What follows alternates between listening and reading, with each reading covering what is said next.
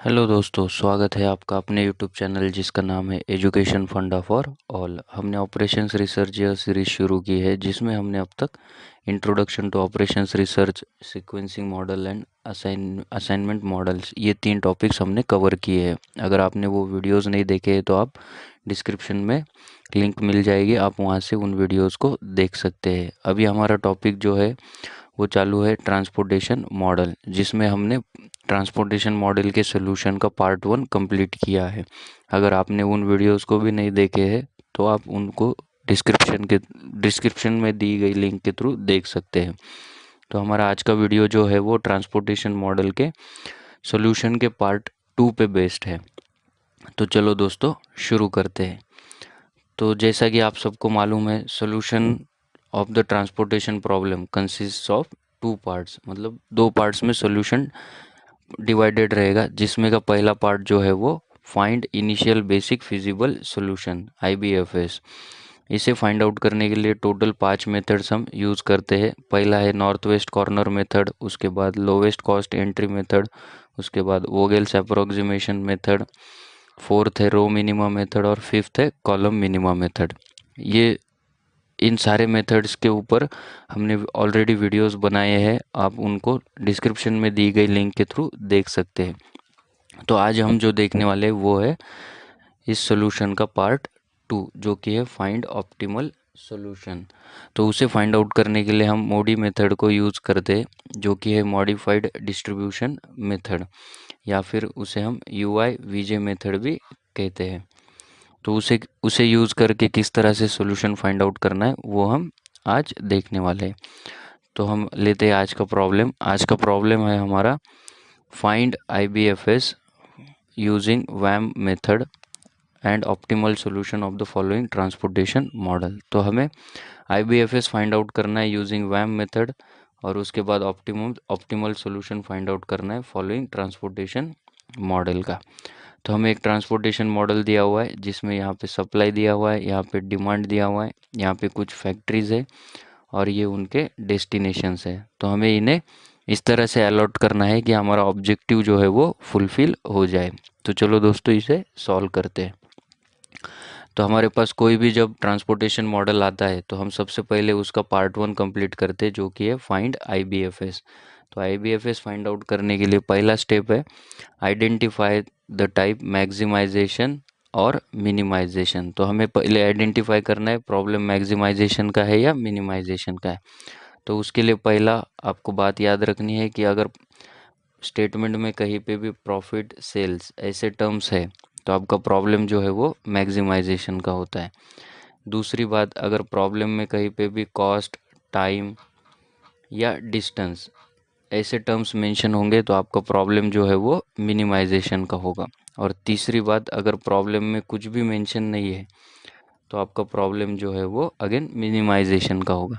तो हमारे प्रॉब्लम के स्टेटमेंट में ना तो ये मेंशन है ना तो ये मेंशन है, मतलब हमारे प्रॉब्लम में न कुछ भी मेंशन नहीं है, तो हमारा प्रॉब्लम जो है वो बन जाता है मिनिमाइजेशन टाइप ऑफ प्रॉब्लम।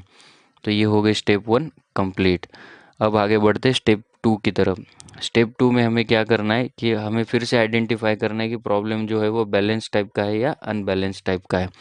तो उसे आइडेंटिफाई करने के लिए आपको सिंपली सप्लाई और डिमांड को कंपेयर करना है। अगर supply is equal to demand है तो प्रॉब्लम जो है वो बैलेंस टाइप का है। अगर supply is not equal to demand है तो प्रॉब्लम जो है वो अनबैलेंस्ड टाइप का है। तो हमारे केस में देखते हैं क्या है। तो देखो हमारे केस में सप्लाई आता है 7 + 9 + 18 आता है 34, और यहाँ पे 5 + 8 + 7 + 14 आता है 34। इसका मतलब हमारा supply is equal to demand है। तो हमारे केस में supply is equal to demand है, तो हमारा प्रॉब्लम जो है वो बैलेंस टाइप का है। तो ये हो गए स्टेप 2 कंप्लीट। स्टेप 3 में हमें फाइंड आउट करना है अभी एलोकेशंस, वो किस तरह से करने वो हम देखते हैं।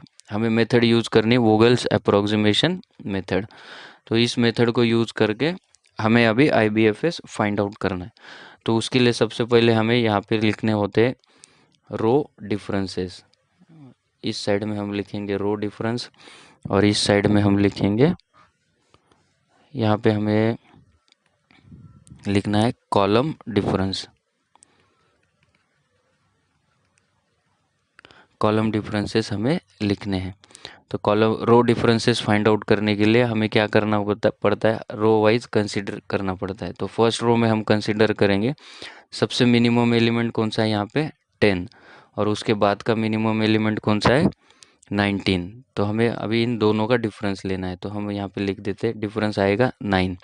सेकेंड रो में आते, सेकेंड रो में सबसे मिनिमम एलिमेंट है 30, उसके बाद का मिनिमम एलिमेंट है 40, दोनों का डिफरेंस है 10। थर्ड रो में सबसे मिनिमम एलिमेंट है 8 और उसके बाद का मिनिमम एलिमेंट है 20, दोनों का डिफरेंस आएगा 12। अब आते हैं कॉलम की तरफ, तो कॉलम में चेक कर दें। फर्स्ट कॉलम में मिनिमम एलिमेंट है 90 और उसके बाद का मिनिमम एलिमेंट है 40, तो इन दोनों का डिफरेंस आता है 21। सेकेंड कॉलम में आते, सेकेंड कॉलम में मिनिमम है 8 और उसके बाद का मिनिमम है 30, तो इन दोनों का डिफरेंस आता है 22। थर्ड कॉलम में आते, थर्ड कॉलम में मिनिमम है 40 और उसके बाद का मिनिमम है 50, इन दोनों का डिफरेंस आएगा 10। लास्ट कॉलम में देखते हैं मिनिमम है 20 और उसके बाद का मिनिमम 10 है और उसके बाद का मिनिमम 20 है, तो दोनों का डिफरेंस आएगा 10। अभी रो डिफरेंस और कॉलम डिफरेंस हो गए, तो इसमें सबसे मैक्सिमम एलिमेंट को आइडेंटिफाई करना है। तो सबसे मैक्सिमम क्या है 22, तो जहाँ पे भी है उसमें हमें एलोकेशन करना है। तो 22 सेकेंड कॉलम में है तो हम सेकेंड कॉलम में एलोकेशन करेंगे। अभी एलोकेशन के लिए क्या करना है, उस कॉलम में सबसे मिनिमम एलिमेंट आइडेंटिफाई करना है। तो सबसे मिनिमम क्या है यहाँ पे 8 है, तो हम यहाँ पे एलोकेशन करेंगे। एलोकेशन के लिए आपको सप्लाई और डिमांड को कंपेयर करना है, जो लेस रहेगा उसे एलोकेट करना है। तो यहाँ पे डिमांड जो है वो लेस है, तो हम उसे एलोकेट कर दे। यहाँ पे 8 को एलोकेट किया तो यहाँ पे बचेगा 0 और यहाँ पे बचेगा 10। अभी यहाँ पे डिमांड जो है वो 0 हो गई है, तो हम इस कॉलम को अभी कैंसिल कर देंगे। अब बढ़ते हैं सेकेंड एलोकेशन के लिए। अभी हमें फिर से वही प्रोसेस रिपीट करनी है, फिर से हमें रो डिफरेंसेस कैलकुलेट करने हैं। तो रो डिफरेंसेस कैलकुलेट करने के लिए अगेन फर्स्ट रो में मिनिमम एलिमेंट है 10 और उसके बाद का मिनिमम एलिमेंट है 19, तो दोनों का डिफरेंस आएगा 9। सेकेंड रो में आएंगे, सेकेंड रो में मिनिमम 40 है और उसके बाद का है 60, तो दोनों का डिफरेंस आएगा 20। उसके बाद थर्ड रो में मिनिमम है 20 और उसके बाद का मिनिमम है 40, तो डिफरेंस आएगा 20। अब कॉलम डिफरेंस की तरफ आते हैं। कॉलम डिफरेंस में फर्स्ट कॉलम में मिनिमम 19 है और उसके बाद का है 40, तो दोनों का डिफरेंस आएगा 21। यहाँ पे कॉलम कैंसिल हुआ है तो इसे हम कंसिडर नहीं करेंगे। थर्ड और फोर्थ कॉलम में कोई चेंज हुआ नहीं है तो डिफरेंस भी सेम ही रहेगा। तो अभी फिर से हमें आइडेंटिफाई करना है मैक्सिमम डिफरेंस कहाँ पे है। तो मैक्सिमम डिफरेंस जो है वो हमें आता है फर्स्ट कॉलम में। तो अभी हमें एलोकेशन जो है वो फर्स्ट कॉलम में करना है। तो फर्स्ट कॉलम में चेक करो सबसे मिनिमम एलिमेंट कौन सा है, तो वो है 19, तो हमें यहाँ पे एलोकेशन करना है। एलोकेशन के लिए कंपेयर करो सप्लाई और डिमांड को, तो डिमांड यहाँ पे कम है तो हम उसे एलोकेट कर देंगे। तो यहाँ पे बचेगा 0 और यहाँ पे बचेगा 2। अभी यहाँ पे डिमांड 0 हो गई है तो इस कॉलम को हमें कैंसिल करना पड़ेगा। फिर आते हैं थर्ड एलोकेशन की तरफ। थर्ड एलोकेशन के लिए हमें फिर से डिफरेंसेस कैलकुलेट करनी। तो देखो फर्स्ट रो में मिनिमम अभी है 10 और उसके बाद का मिनिमम है 50, तो दोनों का डिफरेंस आएगा 40। इसके बाद सेकेंड रो में मिनिमम है 40 और उसके बाद का है 60, तो डिफरेंस आएगा 20। यहाँ पे मिनिमम है 20 और उसके बाद का है 70, तो डिफरेंस आएगा 50। अभी यहाँ पे हमारे फर्स्ट कॉलम भी कैंसिल है और सेकेंड कॉलम भी कैंसिल है, और थर्ड और फोर्थ में वही मिनिमम एलिमेंट्स है तो डिफरेंस भी सेम ही रहेंगे। तो अभी इसमें हमें चेक करना है सबसे मैक्सिमम डिफरेंस कहाँ पे है। तो मैक्सिमम डिफरेंस आता है 50 पे, तो हमें एलोकेशन जो है वो इस रो में करना पड़ेगा। तो इस रो में आइडेंटिफाई करो सबसे मिनिमम एलिमेंट कौन सा है, तो वो है 20, तो हमें यहाँ पे एलोकेट कर देना है। उसके लिए सप्लाई और डिमांड को कंपेयर करना है, जो लेस रहेगा वो एलोकेट करना है। तो लेस क्या है, यहाँ पे सप्लाई लेस है तो हम उसे एलोकेट कर देंगे। यहाँ पे आएगा 10, तो यहाँ बचेगा 0 और यहाँ पे बचेगा 4। अभी यहाँ पे सप्लाई जो है वो 0 हो गया है तो हम इस रो को कैंसिल कर देंगे। अब आगे बढ़ना है नेक्स्ट एलोकेशन की तरफ। तो वही प्रोसेस है, फिर से डिफरेंसेस कैलकुलेट करो। अभी देखो यहाँ मिनिमम 10 है और उसके बाद का 50 है, तो डिफरेंस आएगा 40। यहाँ पे मिनिमम 40 है, उसके बाद का 60 है, तो डिफरेंस आएगा 20। उसके बाद हमें कॉलम की तरफ आना है। तो कॉलम में अभी हमारे पास थर्ड कॉलम में मिनिमम है 40, उसके बाद 50 है, तो डिफरेंस आएगा 10। इसके बाद यहाँ पे मिनिमम 10 है और उसके बाद का 60 है, तो डिफरेंस आएगा 50। तो अभी हमें मैक्सिमम जो है वो यहाँ पे मिला है, तो हमें यहाँ पे एलोकेट करना है। तो इस रो में अभी एलोकेट करने के लिए मिनिमम एलिमेंट आइडेंटिफाई करो, वो आता है 10। तो हमें यहाँ पे एलोकेशन करना होगा। तो उसे एलोकेट करने के लिए सप्लाई डिमांड को कंपेयर करो, जो लेस है उसे एलोकेट करो। तो यहाँ पे सप्लाई लेस है, वो है 2। हम यहाँ पे 2 एलोकेट करेंगे तो यहाँ पे बचेगा 0। अभी यहाँ पे 2 हमें माइनस करना पड़ेगा, क्योंकि 4 में से 2 यहाँ एलोकेट हो चुका है। अभी उसके बाद हम इस रो में सप्लाई 0 हो गया है, तो इस रो को हम कैंसिल कर देंगे। ठीक है, अभी हमारे पास 2 ही एलिमेंट बचे हैं, एक है 40 और एक है 60, मतलब दोनों जगह पे एलोकेशन आएगा। तो हम 40 को पहले कंसीडर करते, 40 की जगह हम एलोकेट करते। यहाँ पे सप्लाई और डिमांड में लेस क्या है, डिमांड लेस है, तो हम उसे एलोकेट कर देंगे। यहाँ पे आएगा 7, तो यहाँ बचेगा 0। अभी यहाँ 0 आ चुका है, तो ये कॉलम जो है वो कैंसिल हो जाएगा। और यहाँ पे 9 में से 7 गया है, तो यहाँ बचेगा 2। तो अभी 60 को एलोकेट करना है। तो देखो 60 के लिए सप्लाई भी 2 है और डिमांड भी 2 है, तो यहाँ पे एलोकेशन आएगा 2। तो यहाँ बचेगा 0 और यहाँ बचेगा 0। तो हमारे सारे सप्लाई और सारे डिमांड जो है वो 0 हो चुके हैं, मतलब हमारा एलोकेशन जो है वो कंप्लीट हो चुका है। तो अभी हमें फाइंड आउट करना है ट्रांसपोर्टेशन कॉस्ट। तो ट्रांसपोर्टेशन कॉस्ट के लिए सेल वैल्यू और एलोकेशन वैल्यू का मल्टीप्लिकेशन करना है और उन सबको ऐड करना है। तो हमारा पहला है 19 इंटू 5, उसके बाद है 10 इंटू 2, उसके बाद है 40 इंटू 7, उसके बाद है 60 इंटू 2, और उसके बाद आता है 60 इंटू 2 के बाद 8 इंटू 8, और उसके बाद है 10 इंटू 20। तो इन सब का टोटल देखो कितना आता है। ये आएगा 95 प्लस ये आएगा 20 प्लस ये आएगा 280 प्लस ये आएगा 120 प्लस 64 प्लस 200। तो इन सब का टोटल आता है, देखो इन सब का अगर आप टोटल करेंगे तो आता है 779। तो ये आ गई हमारी ट्रांसपोर्टेशन कॉस्ट। यहाँ पे हमारा पार्ट 1 जो है वो कंप्लीट हो चुका है। अभी हमें फाइंड आउट करना है पार्ट 2, जो कि है हमें पार्ट 2 में फाइंड आउट करना है ऑप्टिमल सॉल्यूशन। पार्ट 2 की तरफ हम आगे बढ़ने वाले। पार्ट 2 में ऑप्टिमल सॉल्यूशन आएगा, जिसके लिए हमें यूज़ करना है मोदी मेथड को। मोडी मेथड भी कहते हैं, मॉडिफाइड डिस्ट्रीब्यूशन मेथड या फिर UIVJ मेथड। तो उसे यूज़ करके किस तरह से सॉल्व करना है वो अभी हम आगे देखते हैं। तो सबसे पहले हमारा स्टेप 1 आएगा। स्टेप 1 में हमें फाइंड करने हैं U एंड V वैल्यूज़। तो वो किस तरह से करते हैं देखो, उसके लिए फॉर्मूला है हमारे पास UI plus VJ is equal to CIJ। और ये किसके लिए करना है, सिर्फ एलोकेटेड सेल्स के लिए करना है। जहाँ पे भी एलोकेशन है वहीं पे करना है। उसके पहले हमें एक कंडीशन चेक करनी है। तो कंडीशन क्या है, check m plus n minus 1 is equal to number of allocations. अगर ये कंडीशन सेटिस्फाइड है तो ही हम आगे बढ़ेंगे। तो हमारे पास m कितना है, m मतलब नंबर ऑफ रोज, वो है 3। उसके बाद n मतलब नंबर ऑफ कॉलम्स, तो वो है हमारे पास 4 माइनस 1, तो ये आएगा 3 प्लस 4, 7 माइनस 1 6। और नंबर ऑफ एलोकेशंस कितने हैं हमारे पास, तो वो चेक कर दे। देखो नंबर ऑफ एलोकेशंस है हमारे पास, यहाँ पे 1 है, 2 है, 3 है, 4 है, 5 और 6। तो हमारे पास टोटल 6 एलोकेशंस है। तो नंबर ऑफ एलोकेशंस हमारे पास है 6। तो हमारी कंडीशन जो है वो सेटिस्फाई हो जाती है, हम आगे बढ़ सकते हैं। तो अभी हमें फाइंड आउट करने UI एंड VJ वैल्यूज़। तो उसके लिए हम एक रिलेशन यूज़ करेंगे, जो कि है UI plus VJ is equal to CIJ। तो स्टार्ट करते देखो U and V values find out करने के लिए, और वो भी कहाँ पे करने, सिर्फ एलोकेटेड सेल्स के लिए। तो हमने एलोकेटेड सेल्स जो है वो लिख लिए। देखो एलोकेटेड सेल्स है 19, 10, 40, 60, 8 एंड 20, जो कि हमने हमारे मेन मैट्रिक्स से लिया हुआ है।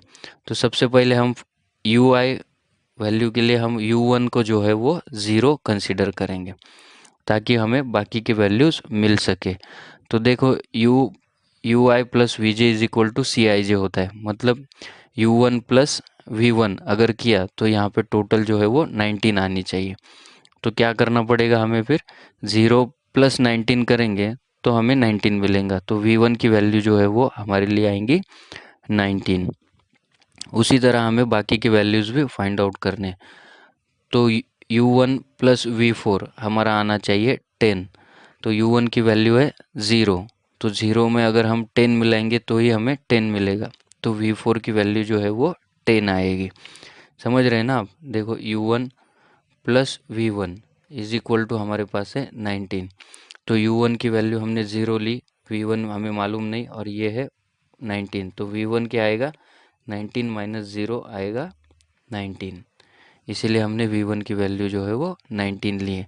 उसी तरह u1 प्लस v4 आएगा 10, u1 प्लस v4 आएगा 10। u1 है 0, v4 मालूम नहीं, तो ये आएगा 10। तो v4 आएगा 10, तो हमने यहाँ पे 10 लिखा है। उसी तरह हमें बाकी वैल्यूज़ भी फाइंड आउट करने। तो अभी हमारे पास है देखो v4 की वैल्यू 10 है, हमें u2 निकालना है। तो u2 plus v4 is equal to आता है 60। देखो u2 प्लस v4 आएगा 60। तो u2 की वैल्यू मालूम है 10, प्लस ये v4 हमें मालूम नहीं, ये है 60। तो ये कितना आएगा फिर, v4 is equal to 60 minus 10, ये आएगा 50। तो हमारी u2 की वैल्यू जो है वो आती है 50। तो उसी तरह आपको u3, v2 और v3 के वैल्यूज़ फाइंड आउट करने हैं। अभी मैं यहाँ पे डायरेक्टली लिख लेता हूँ, आप वहाँ उनको फाइंड आउट कीजिए। यही रिलेशन यूज़ करना है। u3 आएगा देखो 10, क्योंकि क्या है u3 प्लस v4 आता है 20, और v4 की वैल्यू 10 है, तो 20 माइनस 10 आएगा 10। उसी तरह हमें v2 जो है v2 मिलेगा -2, और v3 जो है वो मिलेगा -10। तो ये वैल्यूज़ हमने फाइंड आउट कर लिए हैं। इनकी हमें यहाँ पे ज़रूरत पड़ेगी तो हम इन्हें फिर से लिख लेते हैं। 19 -2 -10, और यहाँ पे आएगा 10, और u1 है 0, यहाँ पे 50, और ये u3 है, u3 की वैल्यू है 10। तो देखो अभी हमें क्या करना है, मैट्रिक्स फाइंड आउट करना है ui प्लस vj, लेकिन किसके लिए, अभी विदाउट कंसिडरिंग एलोकेशंस। तो हमारे पास एलोकेशंस जहाँ जहाँ पे हम वहाँ पे डैश कर देंगे। यहाँ पे डैश आएगा, यहाँ पे डैश आएगा, यहाँ पे डैश, और यहाँ पे डैश आएगा। तो अभी हमें U I plus V J find out करना है। तो डायरेक्टली इनकी टोटल कर लेना है, जो कि यहाँ पे आएगी। तो देखो यू आई प्लस वी जे क्या आता है, 0 -2, तो ये आएगा -2। उसके बाद 0 -10, ये आएगा -10। 50 प्लस 19, ये आएगा 69। 50 -2, ये आएगा 48। उसके बाद 10 प्लस 19, ये आएगा 29। 10 -2, यहाँ पे डैश है, तो 10 -10 यहाँ पे आएगा 0। ये हमने U I plus V J values find out कर लिए हैं। अभी हमारे पास मैट्रिक्स एक है और सी आई जे का, जो कि हमने इसके रिस्पेक्टिव वैल्यूज़ लिए हैं। ये हमारा मेन मैट्रिक्स है, देखो इसमें से हमने सी आई जे की वैल्यूज़ लिए। तो जहाँ पे -2 है, यहाँ पे -2 है, तो उसका सी आई जे हमने यहाँ पे 30 लिखा है। जहाँ पे -10 है, उसका सी आई जे हमने 50 लिखा है। सिमिलरली हमने ये बाकी के वैल्यूज़ भी लिए हैं। इसके बाद हमें फाइंड आउट करना है, देखो पी आई जे मैट्रिक्स, मतलब पेनल्टीज़ हमें फाइंड आउट करनी है। तो वो किसके लिए फाइंड आउट करनी, नॉन एलोकेटेड सेल्स के लिए। तो पी आई जे की वैल्यू क्या आएगी, C I J minus U I plus V J. तो हमें इस मैट्रिक्स से इस मैट्रिक को सब्ट्रैक्ट करना है, इन दोनों का डिफरेंस लेना है। तो वो क्या आता है, देखो अगर हम फाइंड आउट कर दे तो वो आएगा, डिफरेंस आएगा 30 माइनस -2, तो वो बन जाएगा 32। उसके बाद 50 माइनस -10, तो वो आएगा 60। उसके बाद इस सेल में वैल्यू आएगी 70 माइनस 69, तो वो बन जाएगा 1। उसके बाद 30 माइनस 48, वो बन जाएगा -18। इसके बाद यहाँ पे 40 माइनस 29, तो वो कितना आएगा 11। 40 माइनस 29 आता है 11। उसके बाद यहाँ पे 70 माइनस 0 आएगा 70। तो ये हमने PIJ मैट्रिक्स या पेनल्टीज हमने फाइंड आउट किए। अभी इसके बाद क्या चेक करना है कि पूरे मैट्रिक्स में कहीं पे भी नेगेटिव एलिमेंट है क्या। तो हमें कहाँ पे नेगेटिव एलिमेंट मिलता है, यहाँ पे। तो इसका मतलब क्या है, देखो यहाँ पे here matrix contains negative element, hence our solution is not optimum. तो अभी हमें जो सोल्यूशन मिला है वो ऑप्टिमम नहीं है। तो हमें क्या करना है, अभी ऑप्टिमम सोल्यूशन फाइंड आउट करना है। तो अगर सोल्यूशन ऑप्टिमम नहीं है तो क्या करना है कि select the most negative element and tick mark it. तो हमें सबसे नेगेटिव एलिमेंट को टिक मार्क करना है। एक ही एलिमेंट है, वो है 18, हमने उसे टिक मार्क कर लिया है। उसके बाद सेकेंड स्टेप में क्या कहा है, form a loop, transfer the allocations and find the revise matrix. तो हमें क्या करना है, एक लूप फॉर्म करना है और एलोकेशंस को ट्रांसफर करके एक रिवाइज मैट्रिक्स हमें फाइंड आउट करना है। तो ये हो गई दूसरी स्टेप। अभी दूसरी स्टेप में हमें क्या करना है, फॉर्म अ लूप। तो लूप किस तरह से फॉर्म करते हैं, देखो फर्स्ट पॉइंट क्या है, loop can be formed only with the help of vertical and horizontal dotted lines. तो मतलब हमें एक तो डॉटेड लाइंस यूज़ करने, वर्टिकल या फिर हॉरिजॉन्टल। ये होगा point 1। At the junction point there must be allocation, मतलब जहाँ पे भी हम टर्न लेने वाले हैं इस पॉइंट पे हमेशा एलोकेशन होना चाहिए। अगर एलोकेशन नहीं है तो हम टर्न नहीं ले सकते। और सेकेंड पॉइंट है, most negative element is the starting point of the loop and tick mark it. तो हमारा नेगेटिव एलिमेंट क्या है 18, हमने ऑलरेडी उसे टिक मार्क किया है।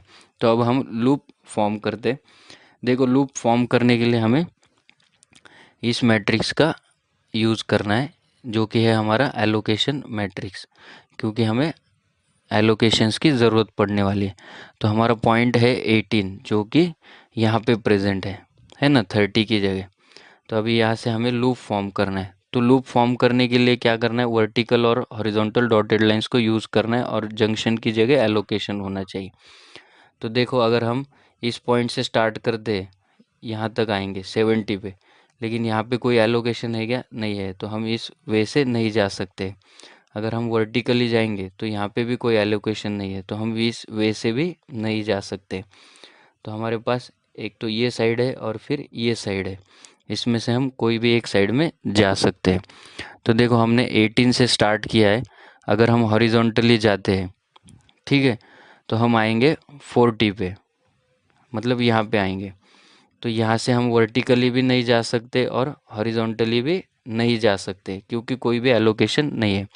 तो हमें 18 से आगे बढ़ते जाना है। आगे बढ़ते जाएंगे तो देखो यहाँ पे एक एलोकेशन हमें मिलता है, ठीक है, जो कि यहाँ पे प्रेजेंट है। तो इस एलोकेशन मिलने के बाद हम क्या करेंगे, यहाँ से टर्न लेंगे। अगर हम वर्टिकल जाते हैं, वर्टिकल जाने के बाद यहाँ पे एक एलोकेशन मिलेगा, लेकिन यहाँ से हमें कोई भी एलोकेशन नहीं मिलेगा। तो हमें आना है डाउन साइड। तो हम 18 से यहाँ से आएंगे डाउन साइड में। यहाँ पे हमें एक एलोकेशन मिल रहा है जो कि यहाँ पे प्रेजेंट है। तो यहाँ से हम टर्न ले सकते हैं। तो यहाँ से हम टर्न लेंगे तो हमें यहाँ पे एक एलोकेशन मिल रहा है जो कि यहाँ पे प्रेजेंट है, और यहाँ पे हम इसे लूप को क्लोज कर सकते हैं। तो इस तरह से हमने एक लूप फॉर्म किया है जो कि हमारे सारे कंडीशंस को सेटिस्फाई करता है। तो अभी लूप फॉर्म करने के बाद हमें क्या करना है, फर्स्ट पार्ट हो गया। देखो यहाँ पे अभी हमें ट्रांसफ़र दी एलोकेशंस करना है। तो ट्रांसफ़र दी एलोकेशंस करने के लिए हमारे पास पॉइंट्स है। देखो फर्स्ट पॉइंट है at the tick marked cell right plus theta. तो हमने यहाँ पे टिक मार्क किया है तो हम यहाँ पे प्लस थीटा लिखेंगे। एट द नेक्स्ट, ये पॉइंट हो गया। At the next turning point right minus theta. तो इसके बाद का हमारा टर्निंग पॉइंट था माइनस थीटा, यहाँ पे हमने माइनस थीटा लिया। नेक्स्ट टर्निंग पे हमें लिखना है प्लस थीटा। अच्छा, अल्टरनेट प्लस और अल्टरनेट माइनस लिखना है, तो यहाँ पे प्लस थीटा आ गया, अभी यहाँ पे आएगा माइनस थीटा। ठीक है, तो हमने लूप के सारे टर्निंग पॉइंट पे माइनस थीटा और प्लस थीटा लिख दिए हैं। इसके बाद हमें क्या करना है, find the minimum theta that is minimum allocation value. तो ये कहाँ से मिलेंगे हमें, यहाँ पे। तो जहाँ पे भी लूप है हमारा उसमें से मिनिमम वैल्यू कौन सी एलोकेशन की, तो वो है 2। हमने वो भी फाइंड आउट कर ली है। ठीक है, और उसके बाद हमें क्या करना है, एलोकेशन वैल्यू हमने 2 फाइंड आउट की है। देखो यहाँ पे हमने लिखा है मिनिमम वैल्यू एक है 8 और एक है 2। तो यहाँ पे हमें 2 मिनिमम वैल्यू मिले, उसमें से भी मिनिमम कौन सी है, 2 है। तो हमने 2 को ही कंसिडर करना है। तो अभी उसके बाद हमने अभी ट्रांसफ़र एलोकेशंस करने हैं। तो वो किस तरह से करते हैं, देखो यहाँ पे क्या करना है, तो जो भी हमारा प्लस थीटा है वहाँ पे हमें इस थीटा को प्लस कर देना है। तो यहाँ 18 जहाँ पे प्रेजेंट है वहाँ पे हमें 2 एलोकेट करना है, और जहाँ पे माइनस थीटा है वहाँ पे इस 2 को माइनस कर देना है, और जहाँ पे प्लस थीटा है वहाँ पे 2 को ऐड कर देना है। तो देखो अभी हमारे पास यहाँ पे आता है, यहाँ पे माइनस थीटा है ना, और सॉरी यहाँ पे प्लस थीटा है, यहाँ पे माइनस थीटा है, यहाँ पे माइनस थीटा है और यहाँ पे प्लस थीटा है। मतलब यहाँ पे हमें एडिशन या फिर सब्ट्रैक्शन करना है, बाकी के एलोकेशंस जो है वो सेम रहेंगे। तो यहाँ पे हमारा आएगा 5, यहाँ पे आएगा 2, उसके बाद यहाँ पे 30 है, यहाँ पे +2 करना है तो यहाँ पे डायरेक्टली आएगा 2। इसके बाद 40 की एलोकेशन को वैसे ही रखना है, यहाँ पे आएगा 7। यहाँ पे माइनस थीटा है तो यहाँ पे एलोकेशन है 2, तो 2 माइनस 2 यहाँ पे आएगा 0। यहाँ पे माइनस थीटा है तो यहाँ पे 2 माइनस हो जाएगा, 8 माइनस 2 यहाँ पे आएगा 6, और यहाँ पे 10 है, यहाँ पे हमें करना है प्लस, तो ये बन जाएगा 10 + 2 12। इस तरह से हमने एलोकेशन को ट्रांसफ़र कर दिया है और हमें रिवाइज्ड मैट्रिक्स भी मिल चुका है। हमने रिवाइज मैट्रिक्स भी फाइंड आउट कर लिया है। अभी इसके बाद हमें फिर से हम कहाँ पे आ गए हैं, देखो फिर से हम इस पोजीशन पे आ चुके हैं। ठीक है, पार्ट 1 पे हमारे एलोकेशंस कंप्लीट हो चुके हैं। पार्ट 1 हमारा अभी कंप्लीट हुआ है। पार्ट 2 के बाद हमें क्या करना है, पार्ट 2 स्टार्ट कर देना है। तो पार्ट 2 जब स्टार्ट कर दे तो सबसे पहले हम क्या करते हैं, find u and v values. तो u and v values find out करने के लिए उससे पहले हमें एक कंडीशन चेक करनी होती है, जो कि है m + n - 1 = number of allocations.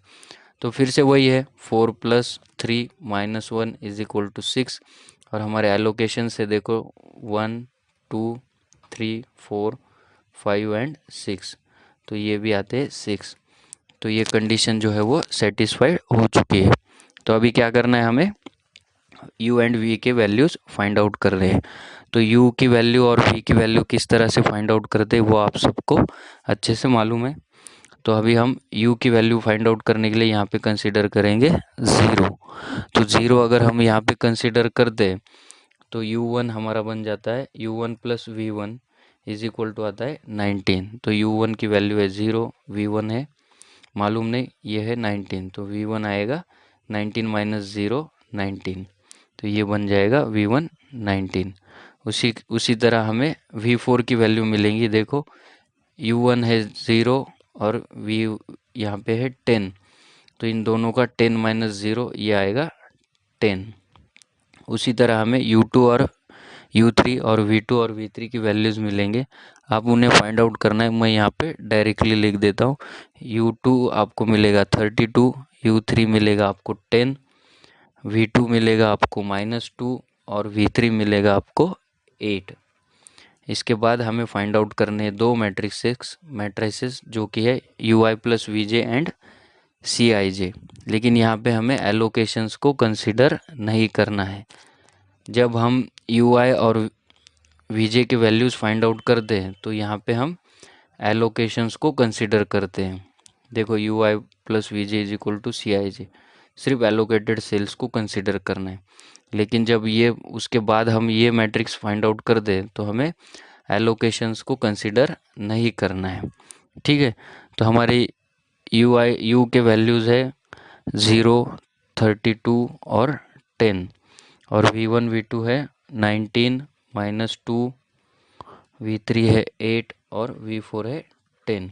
तो U I plus V J matrix find out करते जो कि एलोकेशंस की जगह पे नहीं आएगा। तो हम एलोकेशंस की जगह पे डैश कर लेते, यहाँ पे डैश आएगा, यहाँ पे डैश, उसके बाद यहाँ पे डैश है, यहाँ पे डैश है, उसके बाद यहाँ पे एक डैश है और यहाँ पे एक डैश है। तो इनकी वैल्यूज़ फाइंड आउट करते तो देखो 0 -2 ये आएगा, 0 + -2 एडिशन करना है, 0 + 8 ये आएगा 8, 32 + 19 ये आएगा 51, 32 + 10 ये आएगा 42, ये आएगा 29 और यहाँ पे आएगा 18। अभी फाइंड आउट करने सी आई जे हमें डायरेक्टली हमारे टेबल से मिल जाएंगे, जो कि यहाँ पे है। देखो यहाँ पे 30 है, हमने 30 लिखा, यहाँ पे 50 है, हमने यहाँ पे 50 लिखा। सिमिलरली जहाँ जहाँ एलोकेशन नहीं है हमने वहाँ वहाँ उनको लिख दिया है। ठीक है, सी आई जे मिल गया, यू आई प्लस वी जे भी मिल गया। अभी क्या करना है, हमें इनका डिफरेंस लेना है। तो वो डिफरेंस क्या आएगा, देखो यहाँ पे देखो ये है 30, इसको माइनस करना है -2 से, तो 30 -2 आएगा 32, उसके बाद 50 -8 आएगा 42, उसके बाद हमें मिलेगा 70 -51 ये मिलेगा 19, 60 -42 ये आएगा 18, उसके बाद 40 -29 ये आएगा 11 और ये 70 -18 आएगा 52। यहाँ पे एलोकेशन से तो यहाँ पे आएंगे डैश।